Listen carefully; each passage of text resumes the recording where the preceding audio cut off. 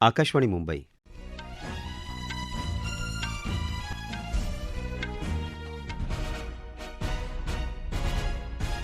मच्छिंद्र बोऱ्हाडे राष्ट्रीय बातम्या देत आहे. ठळक बातम्या. मध्य प्रदेशमध्ये विधानसभा निवडणुकीच्या प्रचाराला वेग. प्रधानमंत्री नरेंद्र मोदी, काँग्रेसच्या महासचिव प्रियंका गांधी यांच्यासह अनेक प्रमुख नेत्यांच्या प्रचारसभा. मिझोराम विधानसभेच्या सर्व 40 आणि छत्तीसगड विधानसभेच्या पहिल्या टप्प्यातल्या 20 जागांसाठी निवडणूक प्रचार थंडावला. येत्या 7 नोव्हेंबरला मतदान. इसिस या दहशतवादी संघटनेशी संबंधित पुण्यातल्या 7 जणांविरोधात राष्ट्रीय तपास यंत्रणेकडून आरोपपत्र दाखल. गाझापट्टीच्या उत्तर भागातल्या नागरिकांना दक्षिण भागात जाता यावं यासाठी इस्रायलच्या लष्कराकडून 4 तासाची मुभा. आणि आयसीसी क्रिकेट विश्वचषक स्पर्धेच्या साखळी फेरीच्या सामन्यात भारतासह दक्षिण आफ्रिकेसमोर विजयासाठी 327 धावांचं आव्हान. विराट कोहलीचे एकदिवसीय क्रिकेटमधलं 49वं शतक. सचिन तेंडुलकरच्या विक्रमाशी बरोबरी. मध्य प्रदेशमध्ये विधानसभा निवडणुकीच्या प्रचाराला वेग आला आहे. प्रचाराच्या रणधुमाळीत सर्वच राजकीय पक्षांचे दिग्गज नेते सहभागी झाले आहेत. प्रधानमंत्री नरेंद्र मोदी यांनी सोनई आणि खांडवा इथं आज प्रचारसभा घेतल्या. देशातील गरीब आणि मध्यमवर्गातील नागरिकांचं आयुष्य सुलभ व्हावं हेच भाजपाचं पहिलं उद्दिष्ट आहे. त्यामुळेच आमच्या सर्व योजनांमध्ये हा वर्ग केंद्रस्थानी असल्याचं प्रधानमंत्री मोदी यांनी सांगितलं. सध्याच्या काळात गरिबी ही एकमेव जात आहे. गरिबीचं निर्मूलन करत नागरिकांचं कल्याण करणं याला प्राधान्य देणार असल्याचंही प्रधानमंत्र्यांनी सांगितलं. काँग्रेसच्या महासचिव प्रियंका गांधी यांनी कुक्षी आणि इंदोरमध्ये सभा घेतल्या. काँग्रेसचे प्रदेशाध्यक्ष कमलनाथ यांनी दातिया इथं प्रचारसभा घेतली. राज्यात काँग्रेस पक्ष सत्तेवर आला तर प्रत्येक मुलीच्या लग्नात 1,01,000 रुपये अनुदान दिले जातील अशी घोषणा केली. समाजवादी पक्ष, बहुजन समाज पक्ष आणि आम आदमी सह अनेक राजकीय पक्षांच्या नेत्यांनी राज्यात विविध ठिकाणी प्रचारसभा घेतल्या. समाजवादी पक्षाचे अध्यक्ष अखिलेश यादव यांनी टिकमगड इथं प्रचारसभा घेतली. मिझोराममध्ये एकाच टप्प्यात होणाऱ्या विधानसभा निवडणूक आणि छत्तीसगड विधानसभेच्या पहिल्या टप्प्यातला निवडणूक प्रचार आज संध्याकाळी संपला.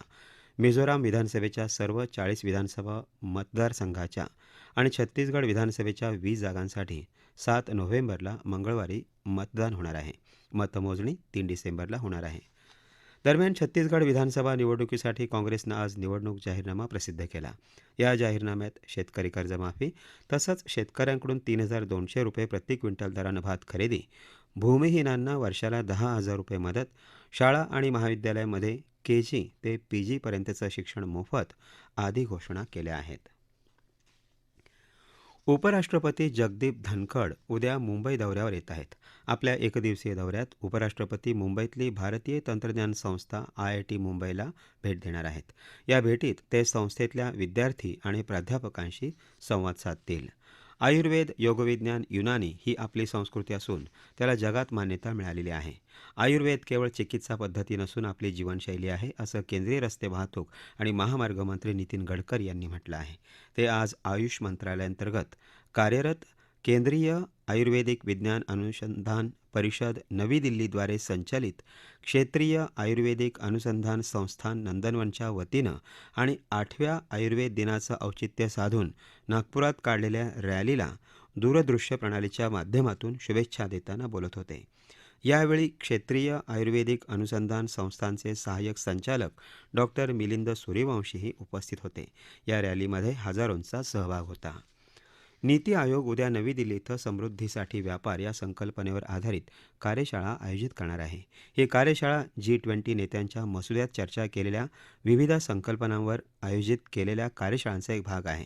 कार्यशाळेत जागतिक मूल्य साखळीचं मॅपिंग आणि वाढीसाठी समावेशक व्यापाराला चालना देण्यासह विविध विषयांवर विस्तृत चर्चा केली जाईल.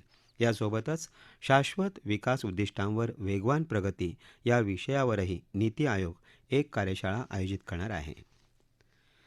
मराठा समाजाला सरसकट आरक्षण मिळेपर्यंत आपला लढा सुरूच राहणार आहे. आपली तब्येत ठीक असून लवकरच राज्याचा दौरा करणार असल्याचं मराठा आरक्षण आंदोलन नेते मनोज जरांगे पाटील यांनी म्हटलं आहे. ते आज संभाजीनगर इथं बातमीदारांशी बोलत होते. येत्या 1 डिसेंबरपासून राज्याच्या प्रत्येक गावात साखळी उपोषण सुरू करणार असल्याची माहिती त्यांनी दिली. सरकारनं वेळेच्या आत आरक्षण द्यावं जेणेकरून आमच्यावर पुन्हा आंदोलन करण्याची वेळ येऊ नये असं ते म्हणाले. शांततेच्या आंदोलनात मोठी ताकद असल्यानं यापुढे फक्त शांततेच्या मार्गानंच आंदोलन करण्याचं आवाहनही त्यांनी केलं. महाराष्ट्रातल्या 2359 ग्रामपंचायतींसाठी त्याचबरोबर 2950 रिक्त जागा आणि 130 सरपंच पदासाठी आज शांततेत मतदान झालं. गडचिरोली आणि गोंदियामध्ये मतदान दुपारी 3 वाजेपर्यंत तर उर्वरित भागात संध्याकाळी 5 वाजेपर्यंत मतदान झालं. या निवडणुकांची मतमोजणी 7 नोव्हेंबरला होणार आहे. या राष्ट्रीय बातम्या आकाशवाणीच्या मुंबई केंद्रावरून देत आहोत. आकाशवाणीच्या मराठी बातम्या www.newsonair.gov.in/मराठी या संकेतस्थळावर वाचता येतील. राष्ट्रीय बातमीपत्रात आपलं पुन्हा एकदा स्वागत. इसिस या दहशतवादी संघटनेशी संबंधित पुण्यातील 7 जणांविरोधात राष्ट्रीय तपास यंत्रणा अर्थात एनआयएनं आरोपपत्र दाखल केलं आहे. मुंबईतल्या एनआयए विशेष न्यायालयात हे आरोपपत्र दाखल करण्यात आलं आहे. हे 7ही जण इस्लामिक स्टेट ऑफ इराक आणि सिरियाशी संबंधित एका गटाचा भाग होते. हे सर्वजण दहशतवादी संघटनांना देशविघातक कारवायांसाठी निधी पुरवण्याचं काम करत होते, असं या आरोपपत्रात म्हटलं आहे. इसिससाठी दहशतवादी प्रशिक्षण शिबिरं आयोजित करणं, दहशतवाद्यांना आश्रय देणं, स्फोटक तयार करणं असे आरोप या सर्वजणांविरुद्ध लावण्यात आले आहेत. याशिवाय या सर्वजणांकडे स्फोटक उपकरणं, बंदुका आणि दारुगोळा सापडला आहे. हे सर्वजण इसिस या संघटनेचे सदस्य असल्याचं तपासात निष्पन्न झालं आहे.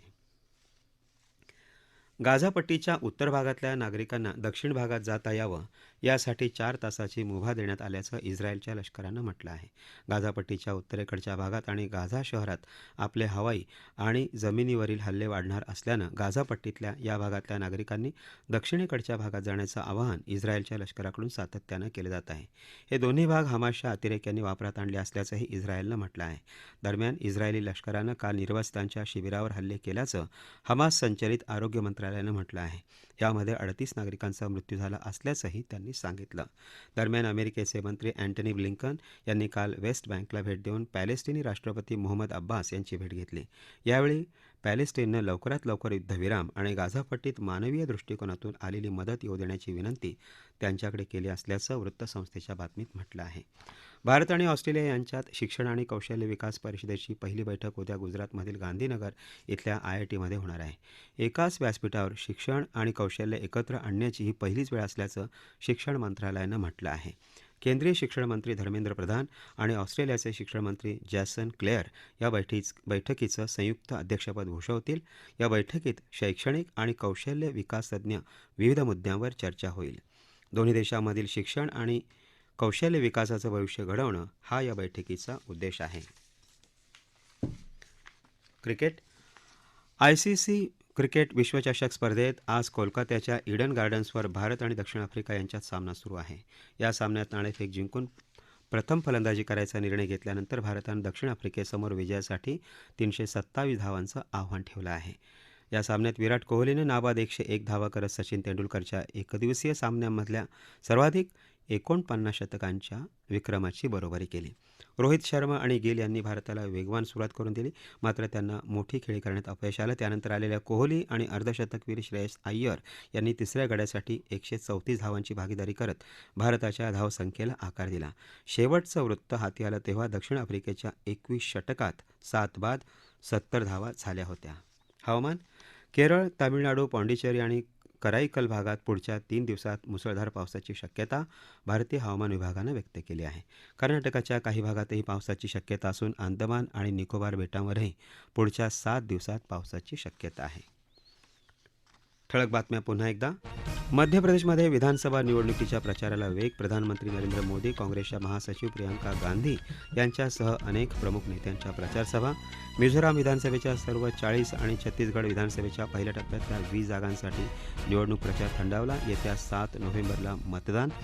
इसिस या दहशतवादी संघटनेशी संबंधित पुण्यातल्या 7 जणांविरोधात राष्ट्रीय तपास यंत्रणेकडून आरोपपत्र दाखल.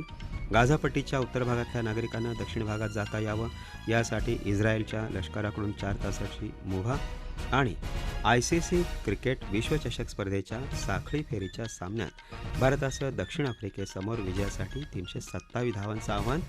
विराट कोहलीचे एकदिवसीय क्रिकेटमधलं 49वं शतक, सचिन तेंडुलकरच्या विक्रमाशी बरोबरी. याबरोबरच आकाशवाणी मुंबई केंद्रावरचं हे राष्ट्रीय बातमीपत्र संपलं. नमस्कार.